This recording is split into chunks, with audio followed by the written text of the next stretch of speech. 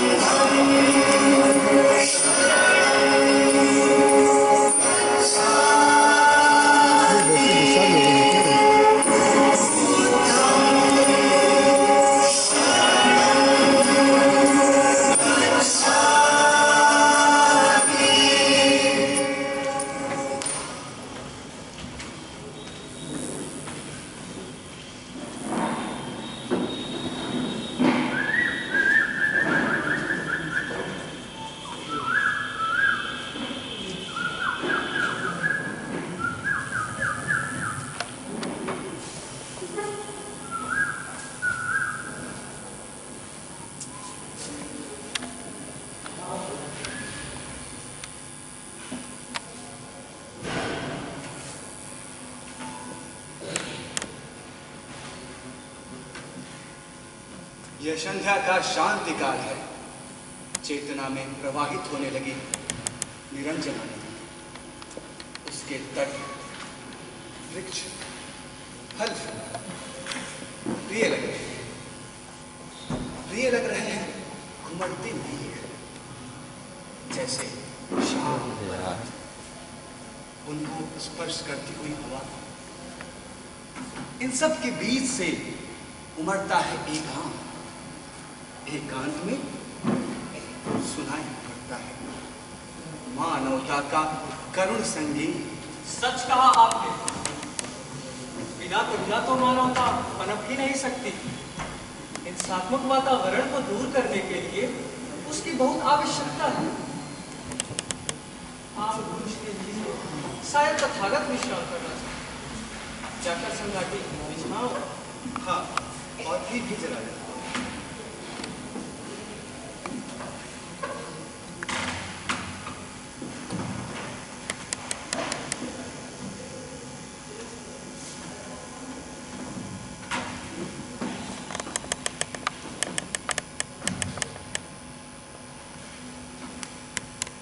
क्या बात है? आप बहुत क्लांत दिखाई दे रहे हैं।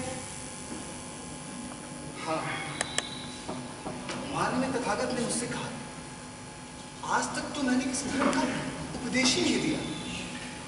मैंने कहा, धर्म का आपसे अच्छा विश्लेषण कौन कर सकता है? इसीलिए तो लोग आपको देवता कहते हैं। और तब पता उन्होंने क्या कहा? क्या कहा? उन्होंने कहा, देवताओं में मोह, राग, द्वेष और ईर्ष्या होती है। निर्वाण की साधना वहां पूर्ण नहीं हो सकती। देवताओं को भी मनुष्य के रूप में जीना होता है। और इसीलिए तो मैं कहता हूँ, मनुष्य धर्म देवता धर्म से भी उच्चतर है। सच कहा उन्होंने। निर्वाण तो मनुष्य के लिए जीने की पद्धति है।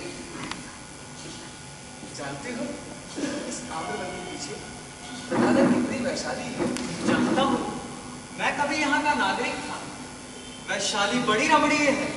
यहाँ की सुंदर पुष्करिणियां, कुटागार, उद्यान और भव्य चरते। यहाँ एक ही राजा राज्य नहीं करता, कृषक साथ मिलकर कृषि करते हैं। न्याय को सुनिश्चित करने के लिए एक से अधिक न्याय करता है। युवक युवतियां कला में संलग्न रहते हैं। यहाँ कुमारियों का शक्ति से अपहरण नहीं होता। लोग वृद्धों का सम्मान करते हैं। सभी नियमित रूप से जग जाते हैं। वे सभी नियमित रूप से सभा में एकत्रित होते हैं और एकमत होकर करणीय कार्य करते हैं। तब तो फिर वे कभी विनष्ट नहीं होंगे। ऐसा तथागत का मत है। वैशाली का विकास बहुत सोच समझ कर किया गया है। जानते हो, शारंगत चैत्य में बच्चों के उत्कर्ष से प्रभावित होकर तथागत ने उनके 7 सूत्रों वाले अपरिहार्य धर्मों की प्रशंसा की थी। प्रशंसा का अर्थ समर्थन।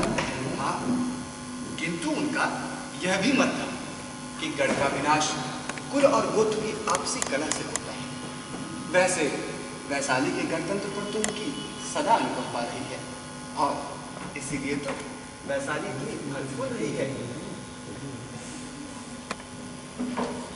महामातु वर्षकार आप। हाँ, मैं आपका अश्वय आगमन तथागत तो विश्राम कर रहे हैं। सम्राट अजातशत्रु को ज्ञात हुआ कि तथागत आज वैशाली आए। उन्हीं के आदेश से तथागत से मिलना अति आवश्यक। वह किस लिए? गंगा तट पर जो रत्न भूमि है, वह बच्चियों का अधिकार है और सम्राट अजातशत्रु की प्रबल इच्छा है कि वह बच्चियों को अपनी शक्ति से पराजित करे। बच्चियों को जीतने के लिए हम सामरिक प्राचीर का निर्माण कर रहे हैं। जब कामना स्वयं प्यास बन जाती है तो उसकी पूर्ति होने पर भी वह पूर्ण नहीं होती। तथागत विश्राम कर रहे हैं, वो आपसे नहीं मिल सकते। भूल बिच्छू, मैं जा रहा हूं। मेरा शुभार है, किंतु मैंने जान लिए हैं व्यवस्था के सारे सूत्र। तथागत नहीं मिलना चाहते तो ना मिले। लगता है छिपकर हमारी सारी बातें सुन रहा था। सच कहते हो, उसका कपट उसके मुख से मुखर हो गया। अनिष्ट अंधेरी में ही अपना कार्य करता है। मुझे तो अपना कार्य करना ही है। जब मैं घाटी बिछा रहा था तो तथागत बुदबुदाए। अग्नि, जल और आपसी कलह ही विनाश के साधन हैं। लगता है छिपकर बैठे वर्षकार की उपस्थिति का उन्हें पहले से ही आभास हो गया था, तभी तो उन्होंने ऐसा कहा। भिक्षु, अगर मान न हो तो कभी वैशाली की तरफ चले आना। यहाँ के लोग भिक्षुओं का बड़ा सम्मान करते हैं। मार्ग कैसे भूलूंगा, मैं तो यहाँ का नागरिक था।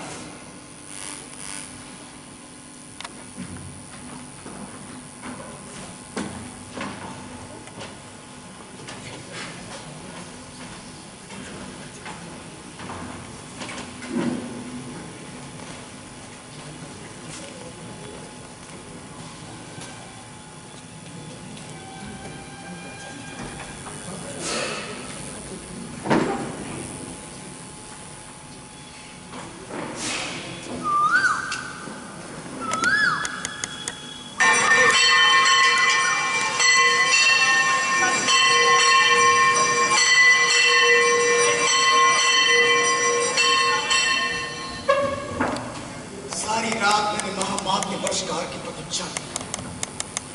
उन्हें विलंब हुआ। निश्चय ही तथागत मुझसे बच्चियों के उच्छिन्न होने का उपाय बताने लगे होंगे।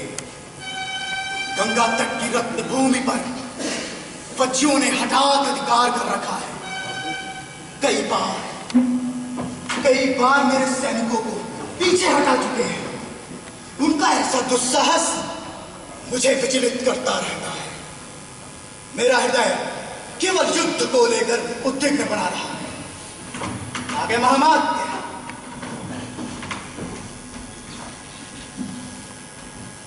महामात्य, मैं कितनी व्यग्रता से अकेला आपकी प्रतीक्षा कर रहा था। आप हताश क्यों हैं? क्या कहा तथागत ने? महामात्य, कौशल राज पर विजय प्राप्त करने के उपरांत वैशालीगढ़ राज्य को पराजित करना अति आवश्यक है। किंतु सम्राट, वज्जियों की एकता के सूत्र इतने सबल हैं, उन्हें उच्छिन्न भी नहीं किया जा सकता। ऐसा क्या कहा तथागत ने? लगता है वे अब भी मुझे अपना विरोधी समझते हैं। आपको उनके पास भेजना व्यर्थ हो जाता सम्राट। किंतु मैंने अपनी कूटनीति से सब कुछ जान लिया है। कूटनीति में आपकी क्षमता कोई नहीं कर सकता। मैं इसके विस्तार में नहीं जाना चाहता कि आपने कैसे क्या किया।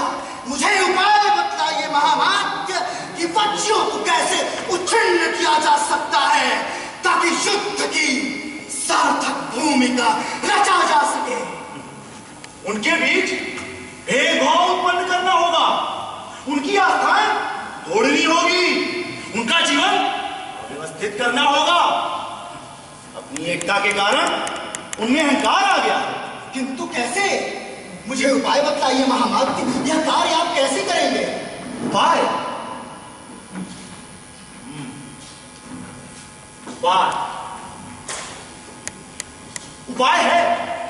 है सम्राट। और उपाय ऐसा है कि मुझे ही उनका विश्वास अर्जित करने के लिए वज्जियों के बीच प्रवेश करना होगा। किंतु मगध के महामात्य को वे ऐसा नहीं करने देंगे। असंभव कुछ भी नहीं है सम्राट, असंभव कुछ भी नहीं है। आप मेरी भुजा पकड़ के परिषद के सदस्यों के बीच ले चलिए। उनके समक्ष मुझे अपमानित करिए। कहिए कि वर्षकार देशद्रोही हो गया है। महामात्य, मैं अब भी नहीं कुछ समझा। सम्राट आप सिद्ध करने का अभिनय करिए कि मैं वैशाली के वज्जियों का प्रबल समर्थक हो गया हूं और भारी दंड का भागी हूं। किस प्रकार का दंड? मगध से निष्कासन का दंड।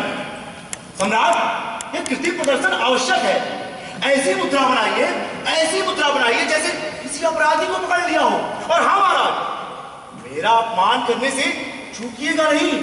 कटु से कटु शब्दों से प्रहार कीजिएगा। कटु से कटु शब्दों से।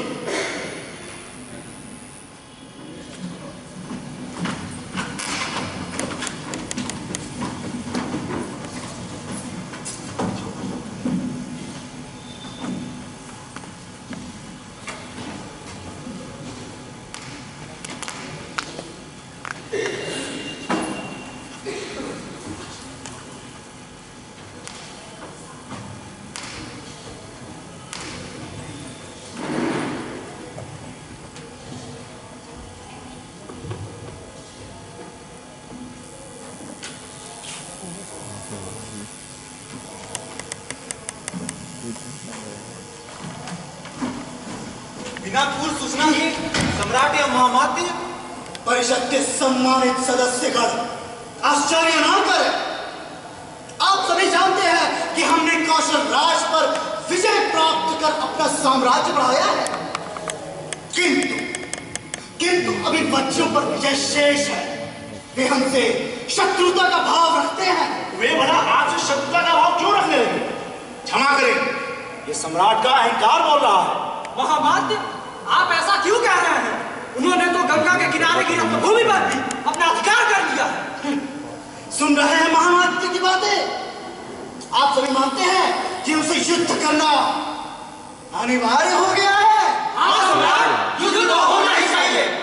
लगता है आप सबको युद्ध का उन्माद हो गया है। वह जीवना रणभूमि पर क्यों अधिकार करने लगे? वे तो सामूहिक कृषि करते हैं, उद्योग करते हैं और सहज ढंग से अपना जीवन निर्वाह करते हैं। आप व्यर्थ उनकी व्यवस्था में व्यवधान उत्पन्न करना चाहते हैं सम्राट। लगता है महामात्य वज्रों के प्रबल समर्थक हो गए हैं, उनके प्रभाव में अंधे हो गए हैं। सम्राट को सत्य से अवगत कराना मेरा कर्तव्य है, मैं उसी को निभा रहा हूं। नहीं, तुम वज्रों के प्रभाव में अंधे हो गए हो। मगध के महामात्य होकर तुम शत्रुओं की पक्षधरता करोगे। वज्रों का प्रशंसक कभी मगध का हितैषी नहीं हो सकता। इसका अर्थ यह होगा कि मैं अपनी आंखें बंद करके मगध की जय जयकार करता रहूं। इसको आप देशभक्ति समझते हैं?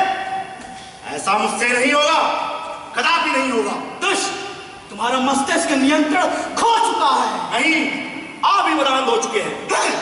तुम्हारा ये विचार नहीं, तुम्हारा ये विचार पूरे मगध साम्राज्य के लिए घातक है। इसके लिए तुम्हें मृत्यु दंड भी दिया जाए तो कम होगा।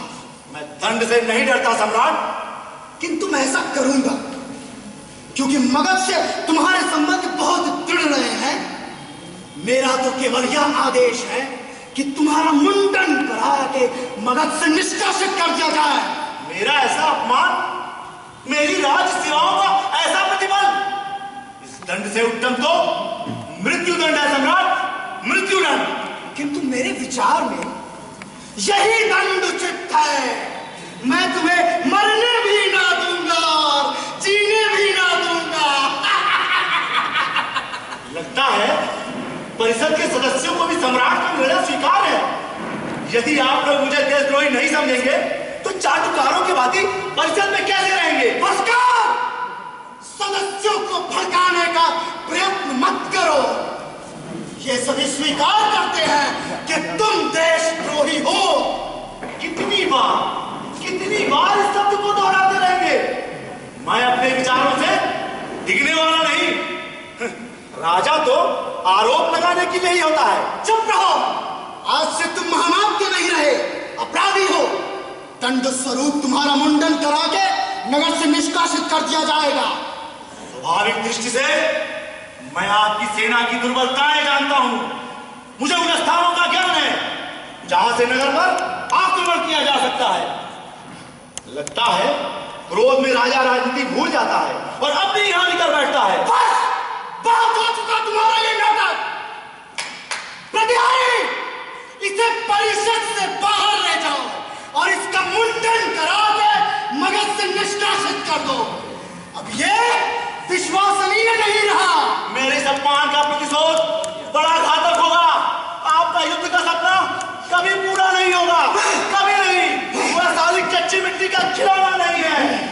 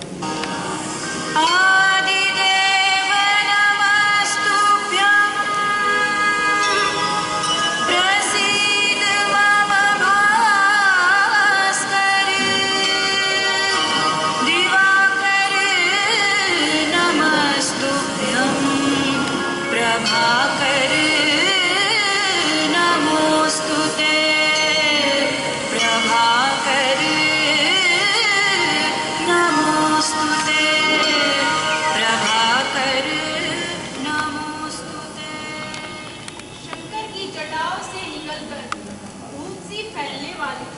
मटमैली भूमि को शस्य श्यामला बनाने वाली, तन और मन के संताप को दूर करने वाली, मिष्टी होते जाते उज्ज्वल प्रवाह वाली, गंगा को हमारा नमन, गंगा को हमारा नमन, गंगा को हमारा नमन।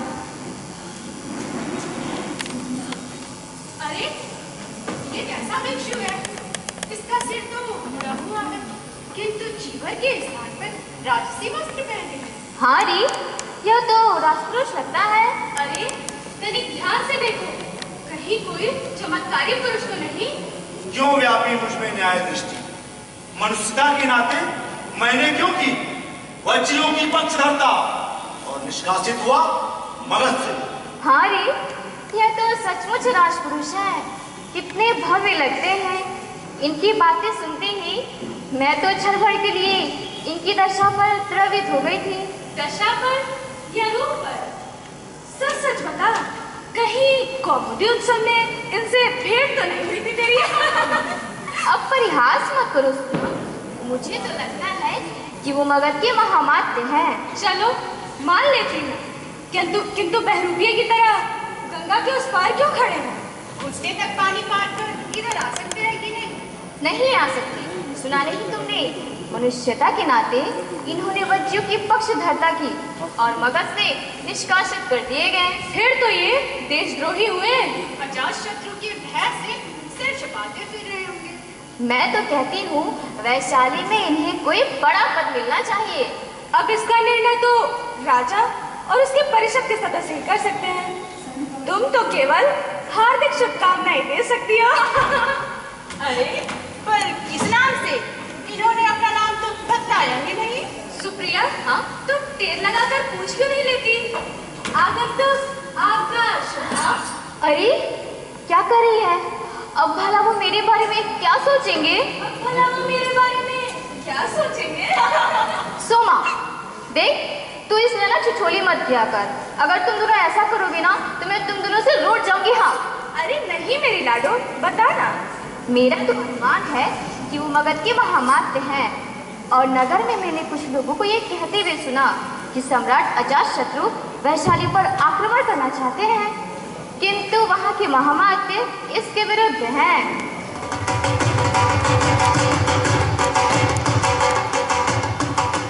लगता है इनके स्वागत के लिए लोग गंगा तट पर आ रहे हैं। तब फिर हम यहाँ से चलते हैं। हाँ चले। अरे अब चल भी।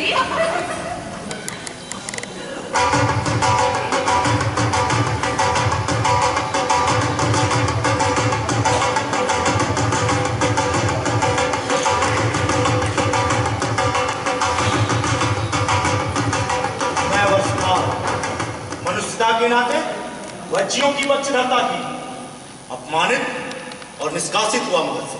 स्वागत वैशाली में आपका हार्दिक स्वागत। आपकी बातें सुनकर हमें दुख हुआ, क्योंकि आपने हमारी पक्षधरता की और इस दशा को प्राप्त हुआ। आपको शरण देना हमारा कर्तव्य है। न जाने क्यों मगध राजवंश के लोग हमारे गणतंत्र पर कुदृष्टि रखते हैं। आरोप लगाकर वे हमें युद्ध के लिए छेड़ना चाहते हैं, किंतु वे हमारी एकता को नहीं तोड़ सकते। निष्पक्ष भाव से मैंने भी अजातशत्रु से यही कहा था। क्या कहा था आपने? मैंने कहा था कि वैशाली के लोग बहुत ही शांति प्रिय हैं, उनसे युद्ध नहीं करना चाहिए। उनकी एकता में बल है। इसमें क्या संदेह है?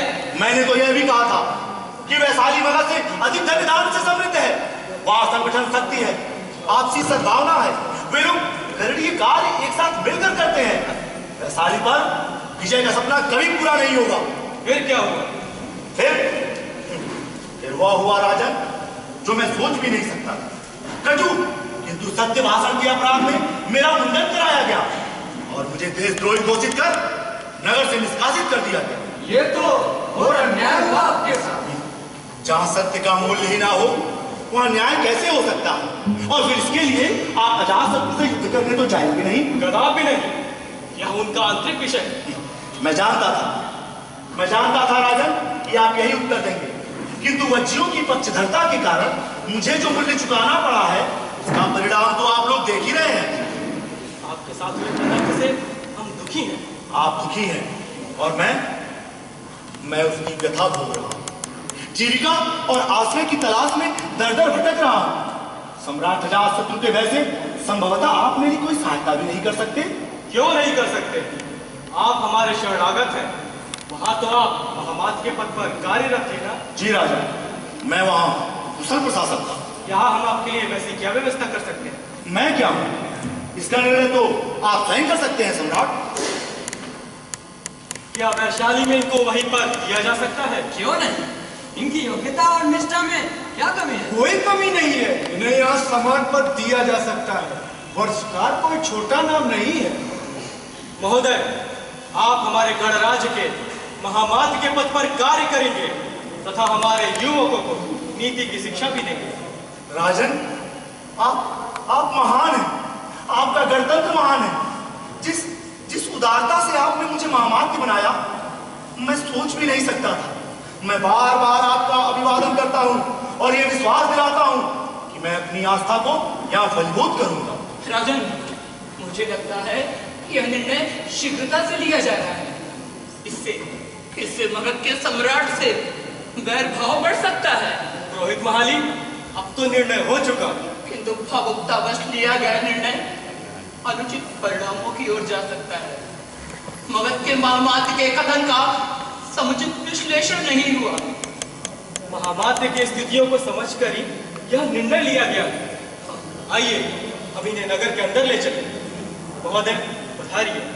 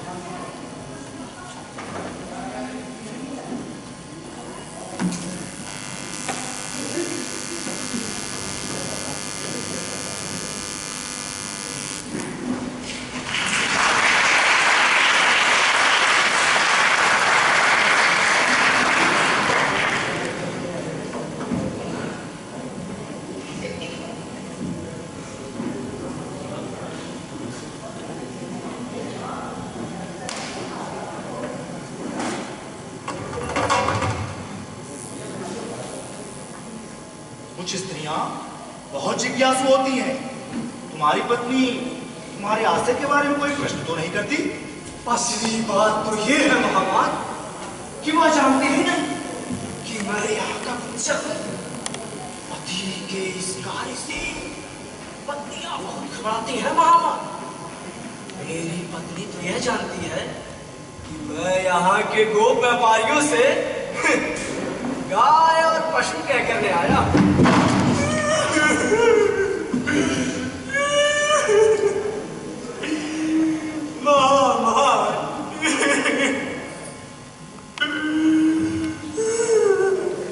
कल मेरी पत्नी के 3 बच्चे हुए महामात। दुख की बात यह है महामात कि उन तीनों के दूध की व्यवस्था नहीं।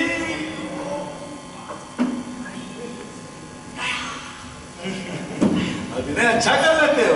वो तो आपका सत्संग है महामात। अच्छा, मेरी ओर से अपनी पत्नी को पर्याप्त धन दे दो ताकि वो मनवांछित वस्तुएं खरीदती रहे और तुम्हारे कार्य में कोई भी बाधा ना हो। मैंने उनकी मानचित्र बना लिए। मैंने उनके मानचित्र बना लिए हैं महामात।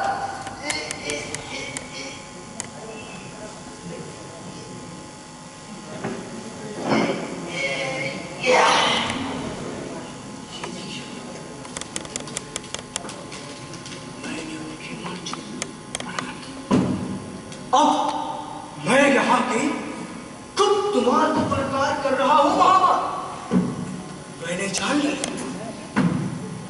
जान लिए कि यहाँ के सैनिक बहुत ही उत्साही और शक्तिशाली है। पर अब उनकी मानसिकता बदल रही है। उनकी मानसिकता बदल रही है मामा। और आप तो स्वयं ही जानते कि इस संबंध में भगत श्रेष्ठ श्रेष्ठ है मामा। बहुत अच्छे, बहुत अच्छे। अब तुम जाओ, अंतिम संदेश के लिए मैं तुमसे फिर मिलूंगा। अभी तो मैं नगर भ्रमण के लिए निकल रहा हूं। जो आ गया महामात।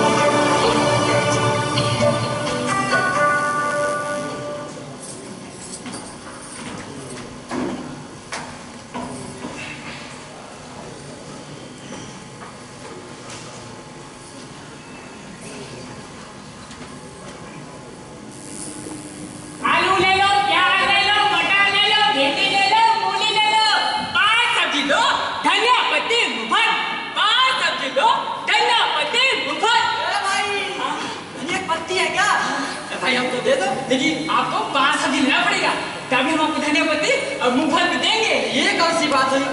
5 सब्जी लेंगे तो धनिया मुफ्त? भाई हमको धनिया का पत्ता दे दो, जो भी मुद्रा लगेगी मैं तुमको दूंगा। नहीं, आपको 5 सब्जी लेना है, तभी हम आपको धनिया पत्ती देंगे। भाई हमको धनिया की पत्ती दे दीजिए। धनिया पत्ती मांग रहे तुम्हें तो सुन, आज के बाद यहाँ दिख गया ना, तेरी सब्जी छोड़ के तेरी टंगड़ी तोड़ दूंगा। क्या हुआ भैया? अरे भैया कह रहा 5 सब्जी लीजिए तो धनिया देंगे, ये कोई बात होती है क्या? मोटी मूली चिल्ला रहा खाली, धनिया मांग रहा। नहीं बोली, बड़ी बोली।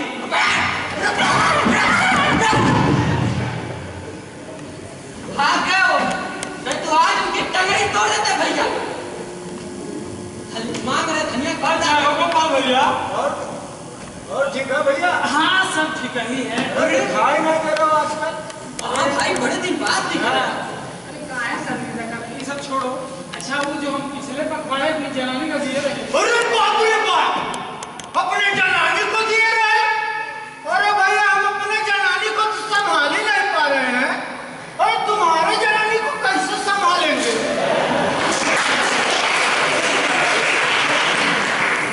भागरा चोली जो सिलवे को दिए। अरे भैया, अरे भैया गहराई में ना उतरा करो। भैया पल भर के लिए तो हम भी परेशान हो गए थे कि तुम अपनी जनानी को। तुम ऐसे परेशान हुई हो, ठीक है? 5 साल हो गया, एक बच्चा नहीं पैदा कर। ऐसा पूरे मुंह में। गोपाल भैया हम चलते हैं। सुदर्शन भाई आपके खरी के रास्ते जा रहे हैं, अभी से कुछ कहना है तो बता दीजिए, हम कहते जाएंगे और हाल चाल लेते जाएंगे। तो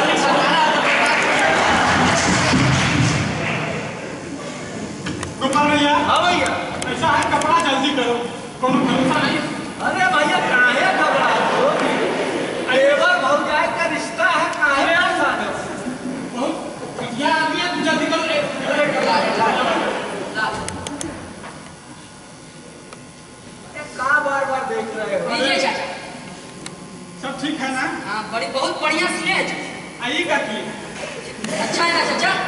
अच्छा है, आगे वाला पीछे।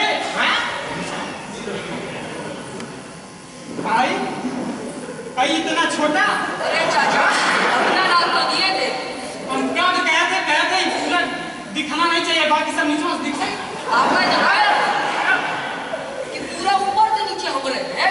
देखो ये तुम लोग अच्छा नहीं कर रहे, बता नहीं रहे। अरे भैया गुस्सा नहीं, हमारा व्यापार है। व्यापार है, इतना कीमती कपड़ा खराब कर दोगे? अरे चलो भैया फिर से ले लेते हैं, चलो हाँ चलो ले लेते हैं। क्या ले लेते हैं? हाँ? अरे आप ले लेते हैं। अब फिर गलत हो गया तो हमसे क्या कहिएगा? क्या है चंपक बेटा? हाँ चाचा तुम चल। ठीक है, जा बेटा ले लिए। ठीक है चल, एकदम अच्छे से आप ले लेना कायदे से। चलिए चाचा, एकदम अच्छे से हम एक कहा गया ले लेते हैं। ठीक है, क्या ले लेते हैं? हाँ? आप चाचा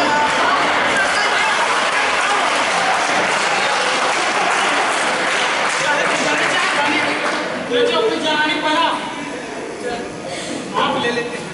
दोनों बराबर, ये जितना छोटा उतना बराबर घटिया दो।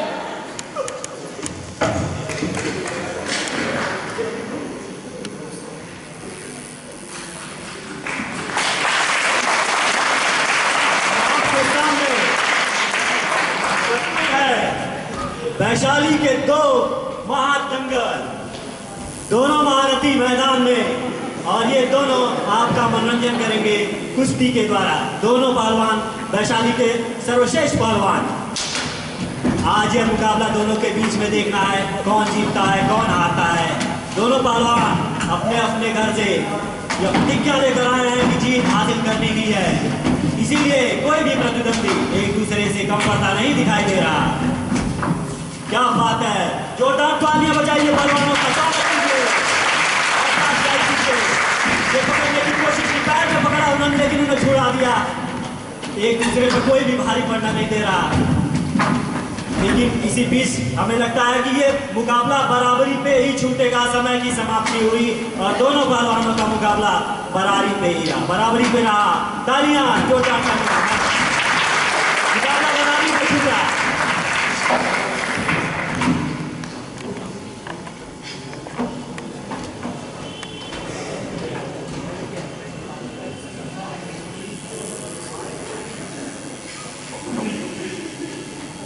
इनके जीवन और मेरे जीवन एक जीना सा आवरण है। इसके बाहर ये सोचते हैं कि मैं निष्कलंक जीवन जी रहा हूं, पर सच तो ये है कि मैं इनका यश पी रहा हूं। जन ही सर्वोपरि है इनके लिए, जन ही सर्वोपरि है इनके लिए। मुझे बस घुसना चाहिए समान जन की तरह इनके समाज में, अपनी आस्था से जगानी चाहिए इनमें अनास्था, और उस सूत्र को पकड़ना चाहिए जिससे एक एक करके ये बिखर जाए।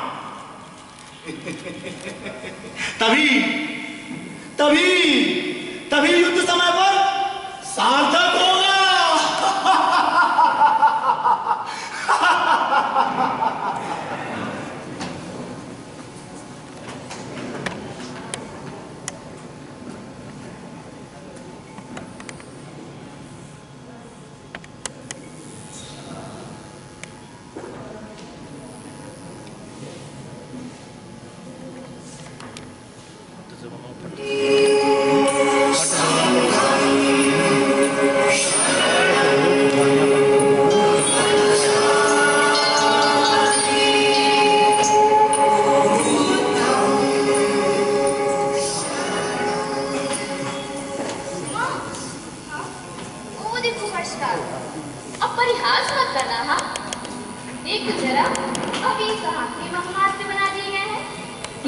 अकेले यहाँ क्या कर रहे हैं?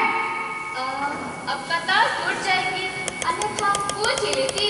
बड़ी चतुर बनती हो, जैसे वे अपना आश्रय बता ही देंगे। आकर्षक राजपुरुष सहज भी हो, ऐसा आवश्यक नहीं। स्त्रियों को आगंतुक पर तो कभी विश्वास करना ही नहीं चाहिए। चैत्र निकट आ गया, व्यर्थ की बातें बंद करो। पता है, कुछ दिनों से चैत्य में नए भिक्षुक रह रहे हैं। उनके भोजन के लिए किसी ने व्यवस्था की? हाँ, मैं दाल ले आई, उनके पात्र में उड़ेल दूंगी। फिर तुम ही आगे बढ़ो।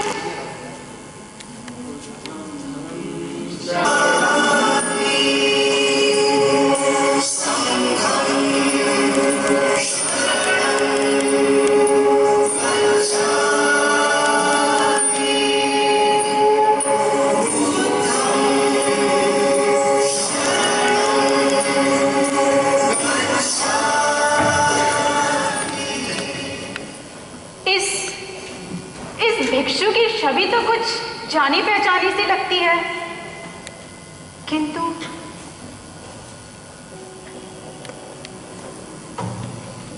भंते, पात्र आगे बढ़ाएं। मैं आपके आहार हेतु दाल लाई हूं। अनित्य, दुख, अनाथ। सुना है भिक्षु हो जाने के पश्चात नारी के संबंध में सारी जिज्ञासाएं समाप्त हो जाती हैं। यह काया ना मैं हूं, ना मेरी है। तो क्या यह दाल वापस ले जाऊं? श्रद्धा का अनादर भला कैसे कर सकता हूं? तो फिर बढ़ाइए भिक्षा पात्र।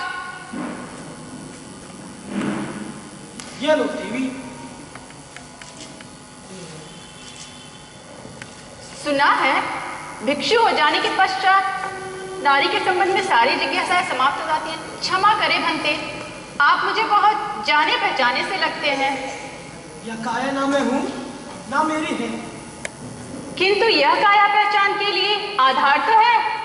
फिर भी मैं अपने चित्त को विकार युक्त ना होने दूंगा। तो क्या आप प्रेम को विकार मानते हैं? भंते, अगर प्रेम विकार है तो आपका धीरा हुआ एक कंगन आपको ही समर्पित करती हूँ। देवी, मैं तो मोह से विरत हूँ।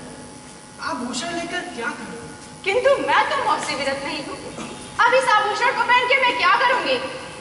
क्षमा करिए, ये जीवन के प्रश्न है, कभी समाप्त नहीं होते। आप उचित कह रही हैं देवी। तो फिर एक प्रश्न और करूं? मैंने मना तो नहीं किया। वे अप्सरा कैसी है जिसके लिए आपने ब्रह्मचर्य धारण किया है? देवी, यह मैंने किसी अप्सरा के लिए नहीं किया, किंतु मैं तुम्हारे व्यंग से आहत नहीं हूँ। ये व्यंग नहीं, मेरी आंतरिक पीड़ा है। भिक्षु, मेरा हृदय जल रहा है, मुझे आपसे अधिक शांति की आवश्यकता है। अंततः शांति की खोज ही मनुष्य का अंतिम लक्ष्य। किंतु आपने तो मेरे मन को और भी अशांत कर दिया है। मैं क्यों आ गई इस क्षेत्र में? मैं तो यहाँ आके कामना विहीन नहीं हो सकी। जयंती, अचानक तुम्हें क्या हो गया है? सुना, मुझे शांति चाहिए जो इस क्षेत्र में नहीं मिल सकती। देवी, संबंधों को भूलकर भिक्षु का केवल सम्मान होना चाहिए। स्वयं शांत रह के मैं इनका सम्मान कैसे कर सकती हूँ? काश आप मेरी पीड़ा को समझ पाते। संयम रखो देवी। जयंती, क्या भिक्षु हो जाने के बाद लोग अपनी पत्नियों को नहीं पहचानते? नहीं पहचानते सुप्रिया, नहीं पहचानते। इसका अनुभव मुझे है। विफलता की उस रात की याद मत दिलाओ जब ये मुझे छोड़ के गए। तो जैसे न मैं इनकी पूरक थी और ये ना मेरे पूरक थे। एक अजीब सी जड़ता थी हमारे बीच। मैं संवेदनशील थी और ये स्तंभ मेरी आंख छपी थी कि ये मुझे छोड़ के चले गए। भिक्षु को विचलित करने का प्रयत्न मत करो। किंतु मुझे मानसिक शांति चाहिए और वह तब तक न मिलेगी जब तक कि भिक्षु इसका समाधान नहीं कर देते। जयंती, भिक्षु के पास कोई समाधान नहीं। अब तुम उनकी कोई नहीं हो। संबंध ही तोड़ना था तो विवाह क्यों किया इन्होंने? क्यों? तुम्हें अनर्थ मत करो, चलो वापस चले।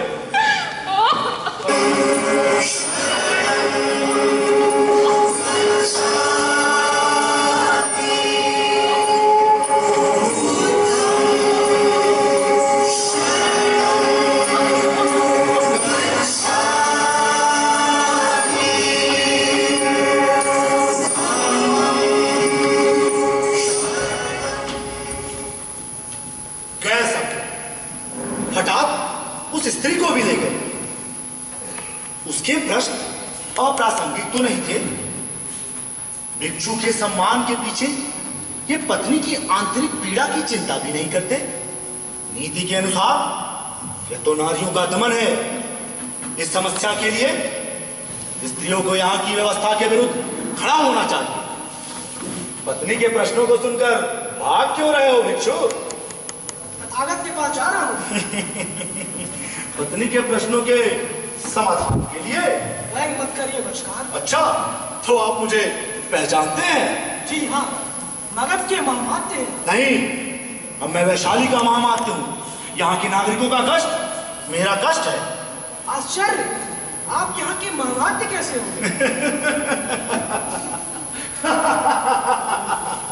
आपको भला राजनीति से क्या लेना देना? आप तो अपनी पत्नी तक को नहीं पहचानते ना।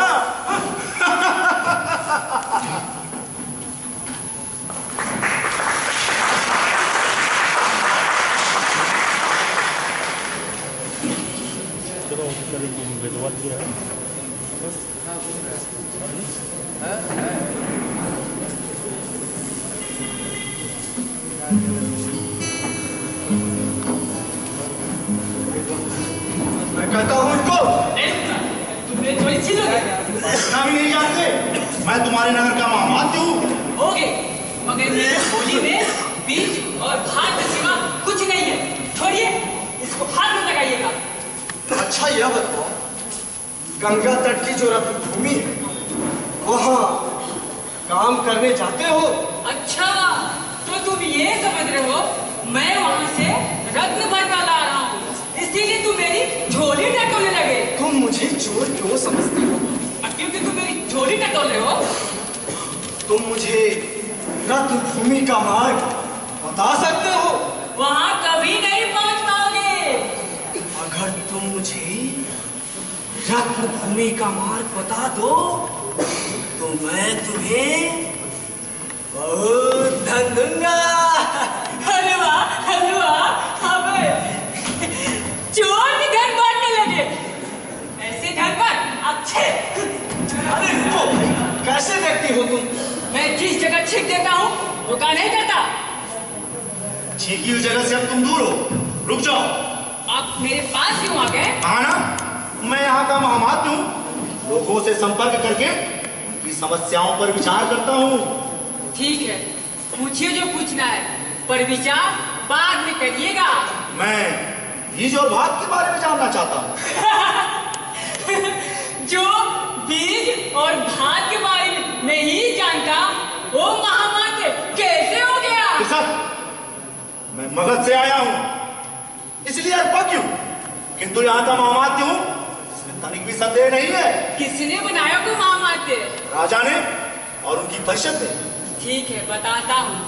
यह बीज भात भी मुझे राजा से ही मिला है। अब मैं खेतों में जाकर हल चलाकर उसे बोऊंगा और उसे जो अन्न पैदा होगा उसे अपने परिवार का पालन पोषण करूंगा। कितने खेत हैं तुम्हारे पास? आपको ये भी नहीं पता कि हम लोग सामूहिक खेती करते हैं। खेतों से जो अन्न पैदा होता है उसको मिलकर बांट लेते हैं। तो इसका अर्थ यह हुआ कि अधिक श्रम करने वाले को भी उतना ही अन्न मिलता है जितना कम श्रम करने वाले को। तो आप माने नहीं, विचार करने लगे। अब मेरे कार्य में निश्चय ही देरी हो रही है, पर ये समझ लीजिए जैसा आप सोचते हैं मैं नहीं सोचता। नहीं सोचते कृषक तो सोचो। क्या सोचूं? सोचो, चतुर और आलसी कृषक तो अपना श्रम बचा के तुम्हारा भाग हड़प लेते हैं। किंतु मैं इसकी चिंता नहीं करता। हम लोग तो एक दूसरे का कार्य मिलकर पूरा करते हैं। क्या तो उचित नहीं करते तुम? तुम्हें तो अपने श्रम के अनुसार अन्न लेना चाहिए। देखिए, आप फिर विचार करने लगे। अब मेरे कार्य में देरी हो रही है। देखो कृषक, तुम चतुर और भोले हो, इसलिए कुछ नहीं जानते। कुछ लोग व्यक्तिगत संपत्ति बनाने के लिए चोरी करते हैं। ये कोई दंडित नहीं करता। तुम्हारे पास शक्ति है, संपदा नहीं। उन लोगों की तरह भी धनी बनने का मार्ग अपनाओ। यानी मैं अपार संपदा पा सकता हूँ? क्यों नहीं, किंतु सहयोग की अपेक्षा शक्ति से खेतों पर अधिकार करना होगा। ये सुझाव तो मुझे भी उत्तम लगा। अभी मुझे कार्य की देरी हो रही है, मैं फिर सोचूंगा। अगर मेरे सूत्र का अर्थ समझ गए कृषक, तो निश्चय ही आपस में कलह होगी, व्यक्तिगत संपत्ति के लिए टूटेगी दृढ़ कृषि व्यवस्था, और होगा अलगाव।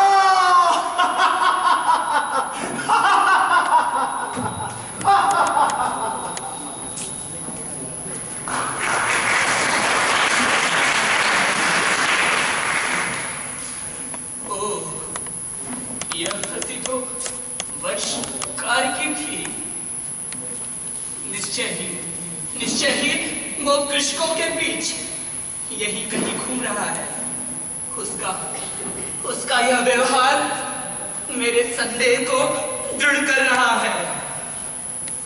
मैंने राजन से कहा था, किंतु वे माने नहीं। कितना विचार शून्य था उनका यह निर्णय।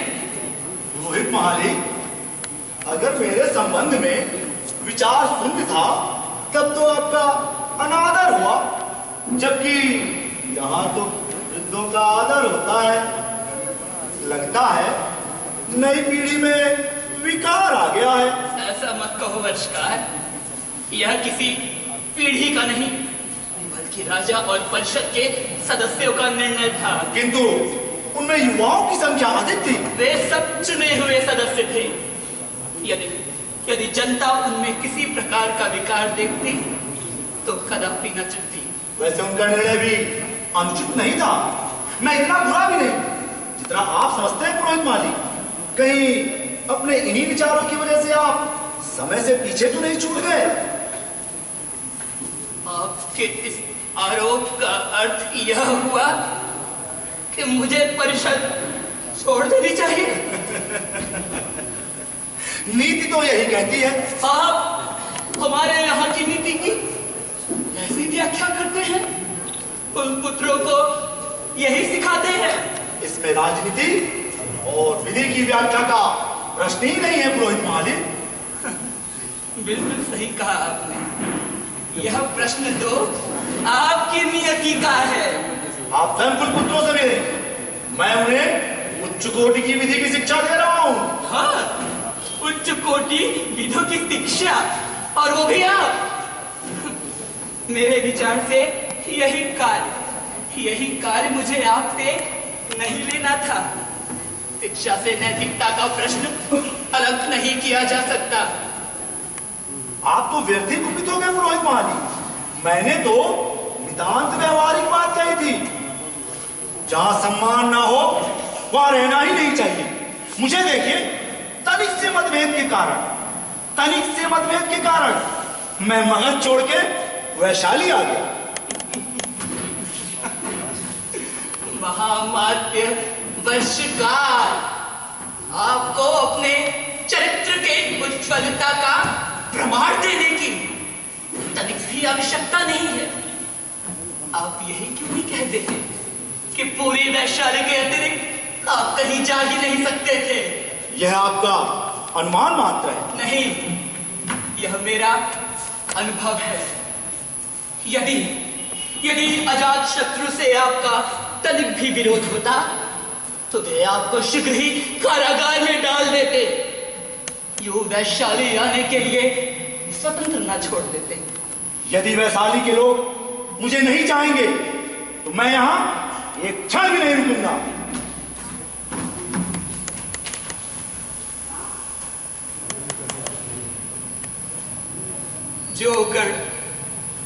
जो गण राग द्वेष से मुक्त था कभी, वहां संशय और अमंगल जन्म चुका है। विच्छिन्न आस्थाएं देखने के पहले मेरा कर्तव्य है कि इस वृद्धावस्था में भी वैशाली की रक्षा के लिए कुछ करूं। हाँ, वैशाली की रक्षा के लिए कुछ करूं।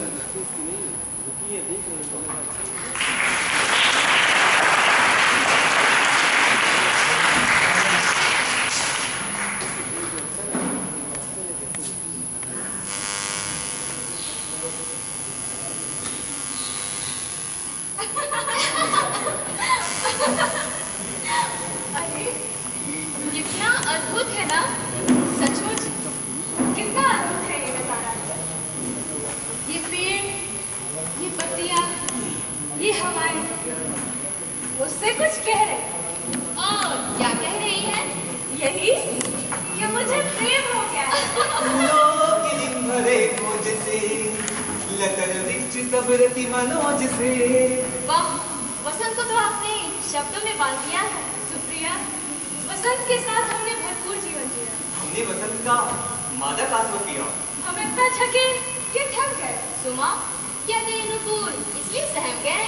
नहीं, मैं कुलपुत्र के संग विवाह कैसे करूंगी?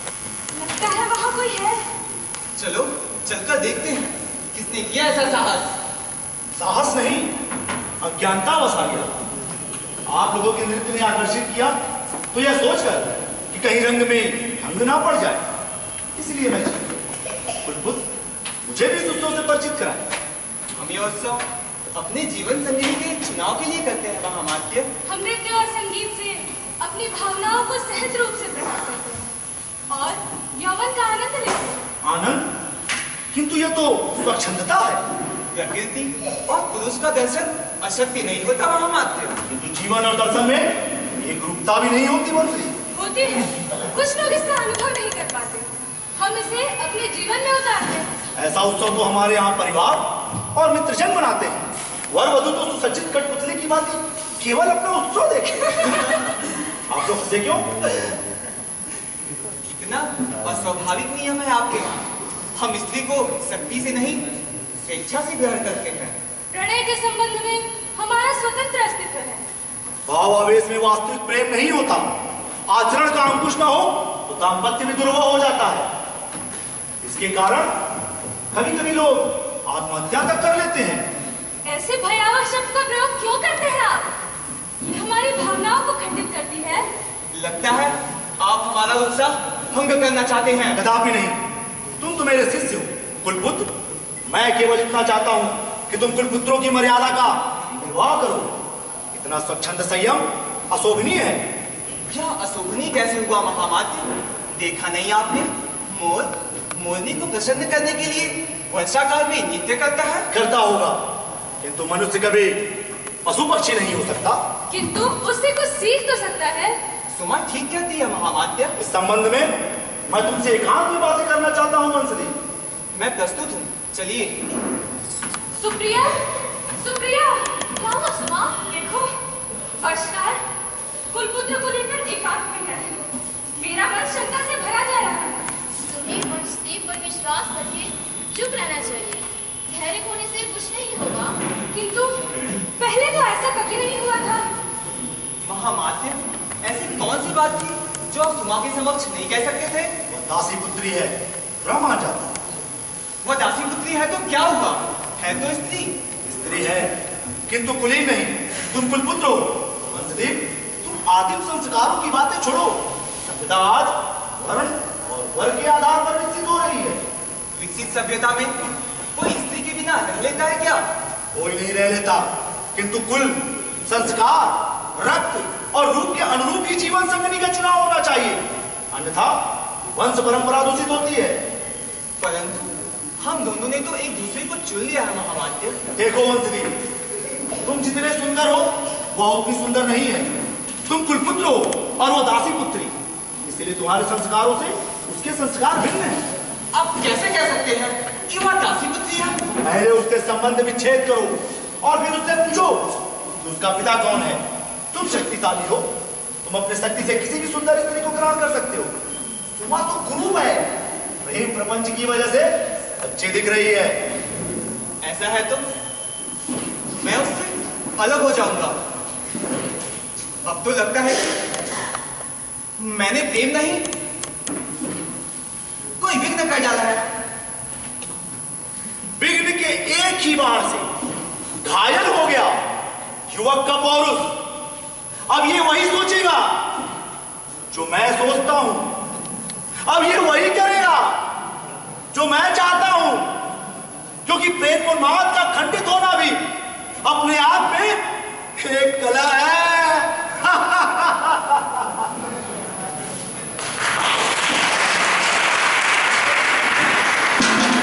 कुलपुत्र, वर्षकार ने आपसे ऐसा क्या कह दिया कि आप उल्लास से मुंह होकर सोचने पड़ गए? मैं तुम्हारी नहीं किसी दूसरी स्त्री की कामना करने लगा हूं। तुम कैसे आ गई? आपकी शक्ति के भय से नहीं आई, अपने आप आई, क्योंकि मैं आपसे प्रेम करती हूँ। भावावेग में पड़कर बातें मत करो। जीवन संगिनी बनने के लिए केवल प्रेम ही आवश्यक नहीं होता। किंतु बिना प्रेम के दाम्पत्य का भी कोई अर्थ नहीं। विवाह के पश्चात प्रेम तो अद्भुत होता ही है। किंतु निर्णय बदलकर आप जिस परंपरा का सूत्रपात कर रहे हैं, उससे यहाँ की स्त्रियों का अपमान होगा। अंततः हम कब तक आदिम संस्कारों को ढोते रहेंगे और कब तक पशु पक्षी हमारे आदर्श बने रहेंगे? कुलपुत्र, यही हमारी मौलिकता है। नए चलन से हम खंडित हो जाएंगे। मुझे भी अपनी सत्ता चाहिए। तुम मेरी जीवन संगिनी नहीं बन सकती। क्यों नहीं बन सकती? अनायास मुझ में ऐसी कौन सी कमी आ गई है? क्या मुझमें आकर्षण नहीं है? मैं रूपहीन हूँ, मुझमें नारी तो नहीं है, या मैं कलाविहीन हूँ? ऐसा तो मैंने कभी नहीं कहा। फिर मेरे अस्तित्व पर प्रश्न चिन्ह क्यों उठा रहे हैं? क्योंकि मैं कुलपुत्र हूँ और तुम दासी पुत्री हो। दासी पुत्री हूँ, किंतु अयोग्य स्त्री नहीं। मैं अभिजात हूँ। अभिजात क्या प्रेम नहीं करते? करते, किंतु नीति के अनुसार दासी पुत्री से विवाह नहीं करते। कुलपुत्र, मेरी धमनियों